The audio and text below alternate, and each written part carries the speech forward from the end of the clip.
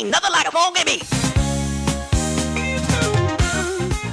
Dude, hello everyone. My name's Tanichi, and this is Guapish at the Disco. I'm here with the one and only Lava Skin. Dun dun dun. Hello. And yours truly, Tanner.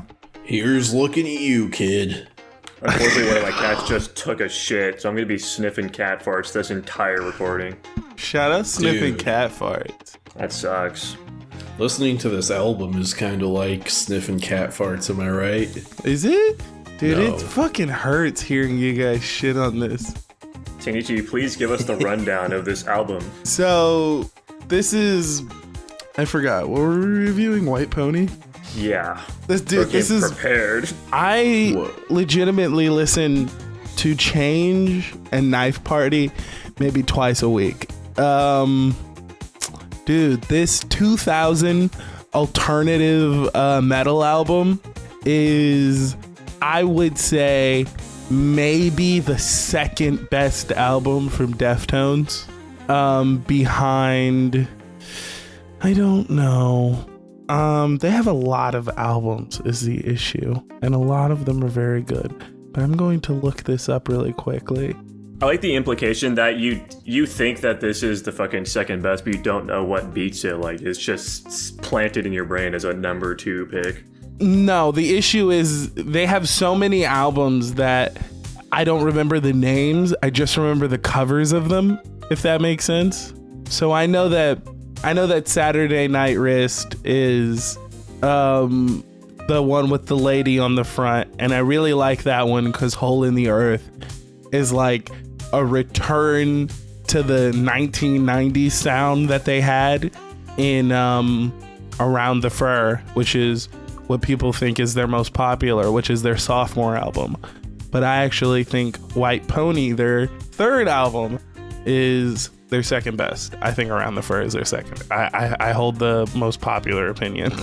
What made you pick this one specifically? Do you think it's just like a good intro album to the band? I do. I really do. I think Around the Fur was a lot more experimental. A lot more of them really trying to buckle down when it came to something they really wanted to put a lot of effort behind. And I feel like you see it in how heavily produced this one is compared to other ones. I really like this album though, despite that. Alright, gonna go out on a limb here. Is this the best metal album, in your opinion, that we've listened to so far? No. Okay. Are we counting Ornithology as metal? Why the fuck would we No. count that as ornithology? I just wanted to wake everyone up. Call we're back fucking to a awake previous episode. No, I don't think this is the best one we've heard. I have some issues with this album that I'll talk about later, but I think the Viking one was the best. You literally rated that one lower than mine.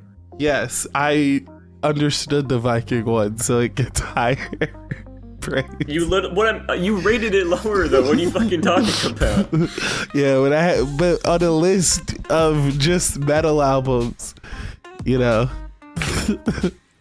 Genuinely, I kind of understand what he's saying, but also it's still insane. I don't know how to describe why it. not just rate the other one higher than the other one? I don't know. Because I would get it. listen to the Viking one more than I would listen to the one you picked. I don't because think I he's understand picking it. up what the complaint here is. No, I know what the complaint is. Why wouldn't I rate the other one higher?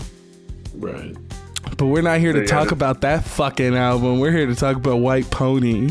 Damn. I'm gonna go ahead, insert myself here, and just give my overall thoughts on the White Pony album. Please.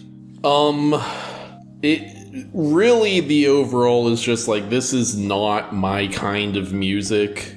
I don't think any of the songs are bad, but like none of it really grabbed me all that much. Like, I think my ratings range for all the songs on this one are between 4 and 6. Dude, my range is so much broader than yours. My range is from 2 to 8. Holy cow. Pushing 9. It's like a high 8 for me. Interesting. Yeah. I'm gonna be honest. This might be the first album that gets a 9 out of me. I didn't give anything below an 8. So you do think that this is better than the other album? Man, you're not making any fucking sense tonight. No. You gave the other one a 6 out of 10. You're gonna give this one a 3 higher, and you think it's worse? I'm crazy everywhere. We're You're reviewing this album as a no. You don't understand. Maybe he doesn't know how you don't understand because I work. watch sports. You know what I mean? You can't just be like, who's the best basketball player? You got to be like, who's the best basketball player in that position? We're ranking music as a whole here. So the list is completely invalid when we rank them next to each other. I mean, these are some. What you're saying makes no fucking sense at all. This is a subjective ranking. You're putting this however you think it should land. If you like this one substantially more than the other one, rate it fucking higher. The issue here is I'm also not ranking these based off of other ones. Like, I'm not like, damn, White Pony is the best thing we reviewed so far. I'm gonna rate it higher than everything else. What does the number mean then? What does the number mean? It means how much I like that album. Okay. So you objectively think that this is like from yours, like the number means that you like this one a lot more than Kven, but you think that Kven's a better like piece of music outside of your own scope? Yes. Okay. Just because I don't like it does not mean I think it's a bad piece of music. It gets a lower score because I don't like it, not because it's a bad piece of music. Fair enough. Very interesting way of going about doing this, but to each their own. Is it? Am I doing this wrong? I mean, there's no right or wrong way, but clearly there's some confusion about how you're doing this. So, I mean, There's no wrong way, but there's clearly some confusion about how this is done.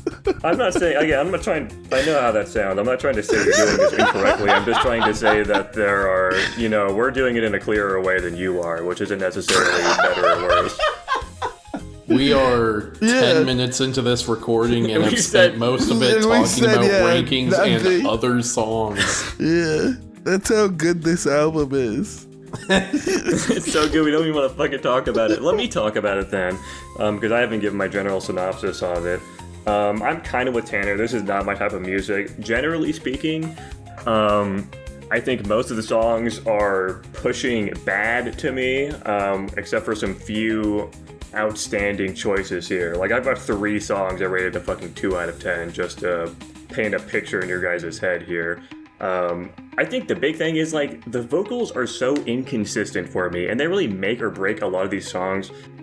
Like, some of them are fucking incredible. Like, I'm just gonna... Actually, no, I'm not gonna spoil it yet. Some of the vocals, I think, just work super well. And then there's other songs, like Face to Terra, or, like, Back to School, or Streetcar, where he's, like... It just sounds like he's slurring his words a ton, and maybe they're trying to go for like this is a drunk teenager singing the song or type thing, and maybe that's part of the theme, but I think it sounds like shit and I don't want to listen to it. I find it very annoying, and legitimately I just like, it's kind of like brings me back to ornithology. When I listen to like one of those jokey songs, I just can't take it seriously. I'm just like making like, well, what the fuck am I listening to face from a lot of these, and unfortunately it just didn't stick, and there's a lot of songs like that. But there also are other songs, like I legitimately do think are very well done, I would say. So it's quite the dichotomy, honestly. Like, some songs work, some songs don't. But one thing basically every single song in this album has in common is they're all insanely fucking repetitive. This is easily the most repetitive album we've listened to so far. Like, fucking basically every single track has some sort of, like, they say this same line 10 fucking times in a row, and I'm not a huge fan of it. It makes it pretty boring to listen to this album over and over again. Yeah, not a crazy big fan, I would say. I'll let Tanner go and then I'll yap. I mean, I already gave my overall, but yeah, I'd agree with a lot of Jackson's complaints there. And also, like, with most of these songs, there's also not that much interesting going on with the music itself in addition to the lyrics. Like, I was almost, like, some of these tracks, I'm listening to them, I'm like, This is like almost drone music, basically. If you guys are familiar with that genre. No. Drone music. Is it like Android porn where it's like boop boop boop boop boop? No. The opposite, actually. It's where usually what it is they will pluck a bass chord and then just let that note hold for 3 minutes straight. Man. I mean, Please give us your... up. Yeah, give us some of your overalls. I really like this album, as I seem to be a fucking the only one. Dude, this album's really experimental with its sound. I don't know how to describe it. I would describe this sound not as alternative metal, but as like grunge metal. I don't know if you guys are familiar with the grunge scene, but like, yeah. I've heard of Nirvana. Yeah, that's the unfortunate part. Like, Nirvana did every parts of grunge perfectly. So like the idea of being experimental with that sound could be a little, out of there. But grunge is very much like you said, like drunk teenager, fucking, you're listening to it, then out of nowhere you hear something crazy. Like a lot of these songs are like, not to point it out, but it is one of the better songs of the album. But like in Change, he's literally talking about like watching his friend change from like a bad person, from like a good person to a bad person. It's like, and it's really dramatic. And he's like extending all his words, trying to sound melancholic. And this is like the end of the album where like the first part of it is like this adrenaline rush. Like Knife Party in specifically comes like before this track, and I think that transition from how sort of in your face, how sort of, I don't know how to describe it without sounding schizophrenic, but Knife Party gives me this kind of like dark, melodic, kind of like yeah, fuck it, I'll just go full schizo. It sounds like almost like, I don't know how to describe it, like a punishment. Like it's dark, it's hazy, there's this girl screaming in the fucking background, he's talking about pain, and then he transitions into talking about like change and growth. And I think that's really cool out of a genre known for being kind of like trashy sounding, you know what I mean? It's Slight like, correction, to my knowledge, at least on YouTube, they had Knife Party fucking 2 tracks back from Change. So it was Knife Party, Korea, Passenger, and then Change. that's what I mean. Knife Party comes first and then it's Change. That's what I mean. No, Knife Party and you Change. meant like literally like not objectively like it's the song prior to Change, but like it just came previously in the album. Yeah. That's what I meant. I was just saying like it came before that one. Also, Teenager is really an interesting song. Teenager, above all the other tracks that I just generally like I said, I rated them all above like an 8. Knife Party I gave a 9. Change I gave a 10. Some people might not like that.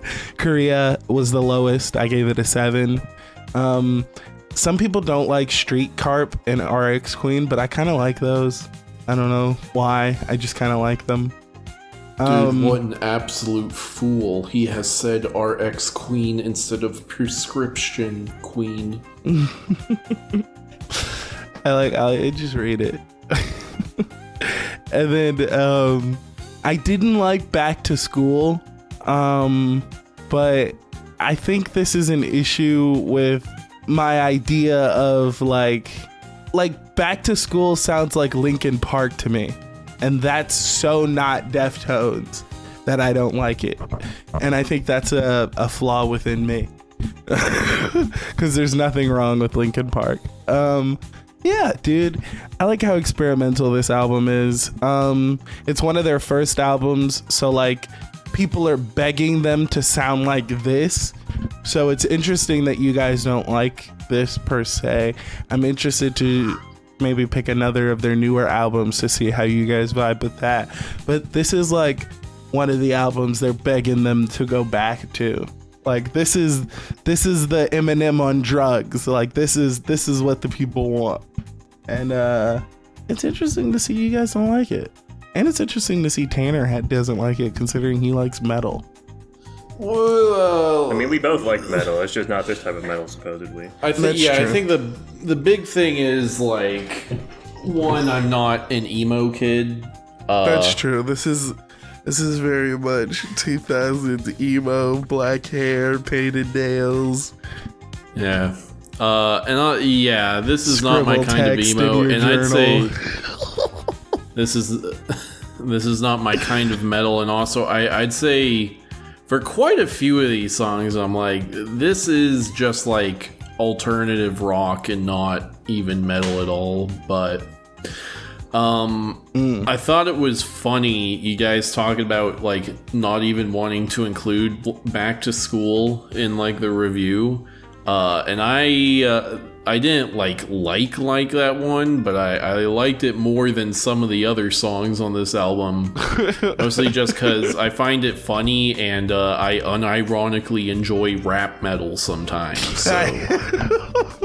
Personally, Yeah. I think the slow version of it was better. I gave just for context, I gave Back to School a fucking 2 out of 10, and I gave Pink Maggot, the slower version, original version of the song, a fucking 5 out of 10. Whoa. Yeah. I didn't like either. I gave them the lowest on the album. Yeah, I don't like. There's nothing wrong with rap rock. I ashamedly am a huge fan of Hollywood Undead, which is probably my worst musical taste. So like, I can't denounce rap rock and actively like Hollywood Undead. So I'll say that rap rock in most cases don't work unless you have horrible ears like me. Damn. And you can like one band. I mean, listen, rap rock was a massive fucking genre for a while there. There had to be something to it. I mean, it's gonna come back, right? It's coming back. The kids love Limp Bizkit, dude. It's gonna come back. There will be more angsty white teens who don't want to be violent, who want to express that through music, and you will get this. This is the formula. Fred Durst is coming back, whether we want him to or not. He's just gonna be a new version. It's gonna be Durst Fred, and we're gonna be like, wait, hold on, what the fuck? And no one's gonna be know. Wearing a MAGA hat, dude. Yeah. Jackson, what were your favorite and least favorite songs on the album? I'm glad you segued into that, because I was actually trying to segue into that as well. My least favorite, like I said, I've got a 3-way tie with last place here. It's hard to say. I'd probably put like Streetcar and Face the Tierra at the same of like my lowest probably. I think Back to School is a little bit better than them, but both Face the Tierra and Streetcar have that like thing I was talking about where they just sound like some fucking drunk person singing. I just find it really annoying to listen to, and the instrumentals really just don't do a whole ton as well. Especially like fucking Streetcar is insanely fucking repetitive. Not a huge fan. I think the only thing really going for it is I like the guitar in the background, but that's basically it. And then my favorite of the bunch here, I guess the runner-up, Chinichi's talked about this one a lot. Change, big fan of that one. I thought it was very interesting, and it's kind of like a lesser version of my favorite one of this album, specifically just because it feels like the sound is just like enveloping you after a while, and I do like the lyrics. I think it's an entertaining song from that aspect. But my favorite one, this one is also pretty fucking repetitive, but I think it sounds cool enough that I don't give a shit, was Digital Bath. This is the one I gave an 8 out of 10, pushing a 9. I fucking love this song. I think it was very entertaining. I've listened to it a lot. Like, this is the only one of this album I've like went out of my way to listen to after. Like, I added it to my playlist, for example. Let's just fucking push Hell things yeah. here. I think this one's really good. I think the fucking vocals performance is super cool in those later sections where he just starts belting. The instrumentals are super interesting. It's like with Change, it just feels like you're like enveloped with the sound of the music, and I really fuck with that type of sound. And this song does it extremely well. It's just a very cool song. Big fan of it. Yeah, it's also, can read into some subtleties about the guy like murdering some person or some shit. I don't know. I didn't read. Yeah, did you watch the video, the music video? I did watch the music video. I also watched a couple of people react to this song as well, and they all had very similar reactions. One of which was like some woman reacting to it, and for some reason in the comments section, people are like, yeah, that's what having a fucking orgasm while watching a song does to you. Apparently, and that's what introduced me, little non sequitur here, of apparently fucking, this is like boyfriend songs, I guess, in the sense of like women like listening to it because it makes it sound like they have a boyfriend in the vocalist, which I think is a very foreign concept to me and very interesting. Which is weird because I've also heard people describe this as, and by people I mean the first person, like one of the best comments on the music video, as aggressively melancholic. So what is romantic about this, people? I don't think it's romantic. I think it's just like his vocal delivery just sounds really. I don't know. I'm not a woman. I can't put myself in their shoes. Yeah. What about his vocal delivery makes you feel like you got a boyfriend, Lava? Dude, my fucking ain't I a wet. woman? A beautiful trans woman. This also does segue into something else here, slightly related to 14-2 does his thing, where like the last 3 albums, maybe even more. I didn't really go any farther back than the last 3, but basically my top like favorite songs of the album is almost exclusively just like the most listened to tracks from the albums on YouTube. Unintentionally, like Digital Math is the most popular song of this album, followed by Change. Fucking Kven.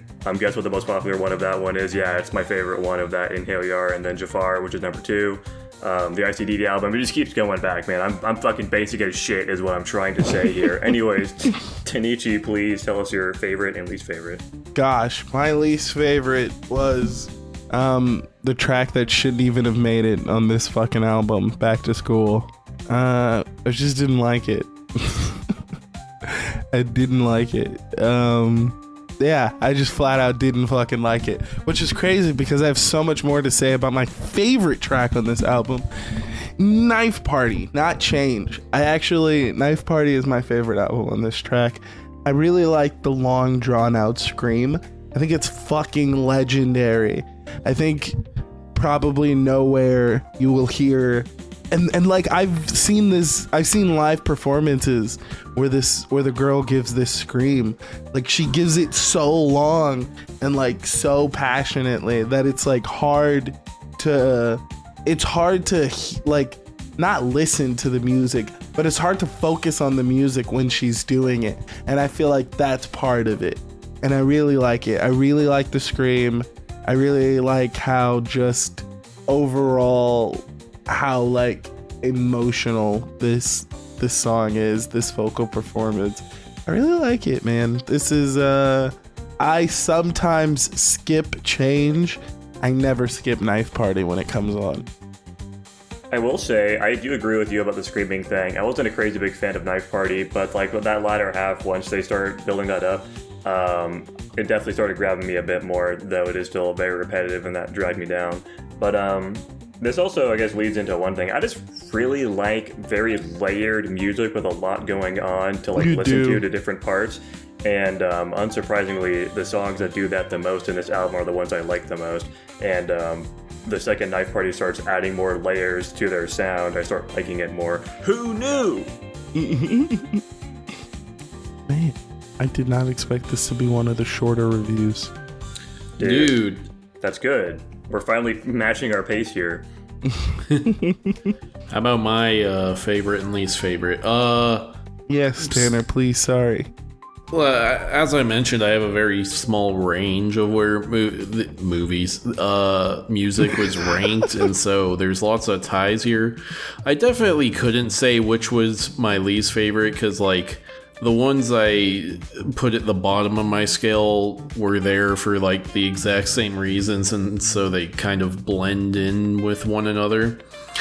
For my favorite, hold on one sec, I gotta sneeze. That's you! Bless you. I said it too early, goddammit. You're so pretty. You should film yourself sneezing next time so we can edit that into the podcast. Is that some kind of fetish or something? It might get so us my views. favorite, is it's probably a tie between Passenger and Elite. I liked Elite for being a lot more aggressive and high energy, and I liked Passenger because I thought the vocal delivery was much more interesting than most of the other songs, and it had a lot more musical variety. Okay. I wouldn't have guessed that one. Same. I did not like Elite at all. It was one of my least nice ones on here, but I don't skip it. I like it. I like to listen to it. I gave that bitch a 4 out of 10. It's definitely one of the songs on this album, though. Hell yeah. I like how we all have very different perspectives on this, which is what this is all about. Yeah, I feel like we definitely overlap more with our favorite songs usually. Mm-hmm.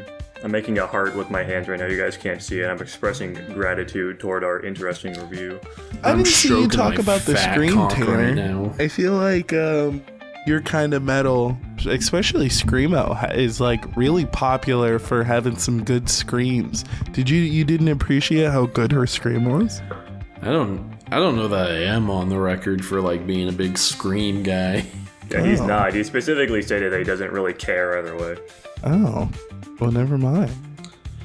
We got any other thoughts, or do we want to give our overalls? Overalls. I will say, one thing, I guess, before we go to that. There certainly is some sort of story being told with this album. I'm too retarded to understand what that is, though, but a lot of them have very common themes of, like, fucking drugs and violence, murder, maybe in the sense of Digital Bath. I feel like there's some sort of through-line connection with this, especially with, like, Change. That's the one that really makes me think that. Unfortunately, I didn't really read into the lyrics enough to understand that and did, like, some fucking lyrical analysis, so, oh well. I'm not giving out any points for that. I just want to make a note for this, if some white pony nerd comes into our comment section, they don't call me a retard for not giving it 10 extra points because I didn't understand the story. And with that, I'll kick us off here with my rank of a 4 out of 10 overall. Oh, damn.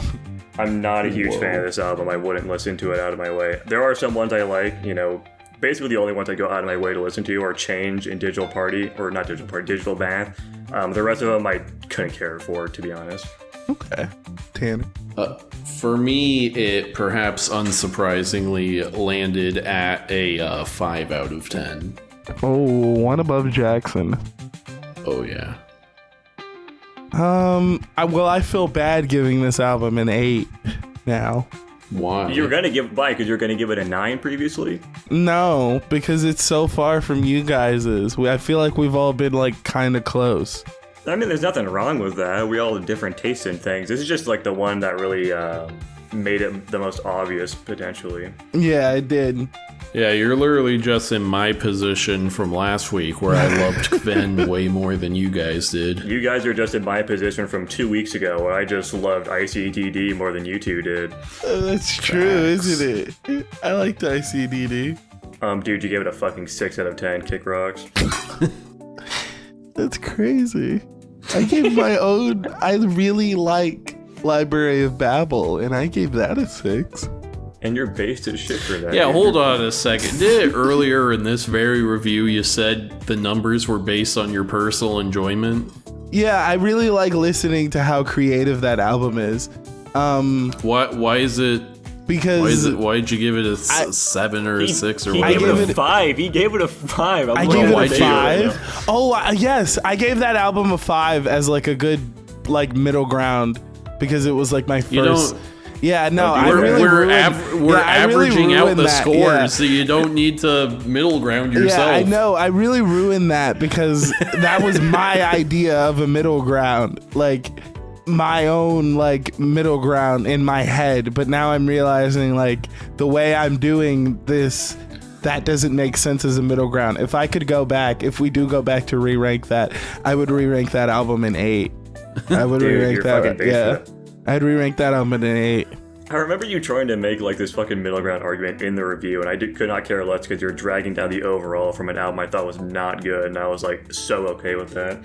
Yeah, I thought that album would be good to fit in an overall, like in terms of the podcast, but now I'm like, dude, this is like I realized that literally the very next album review when I was like, damn, I don't think this is better than the album I picked, but I think this is a better piece of music, if that makes sense.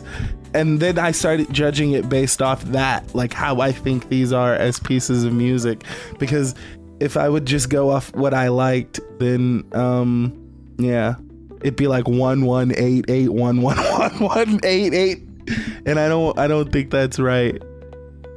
Dude, you'd be base as fuck for that, though. And you have to find a good mix of, like, seeing the value in a piece of music while also finding personal enjoyment in it. Yeah. There's always a good middle ground with that.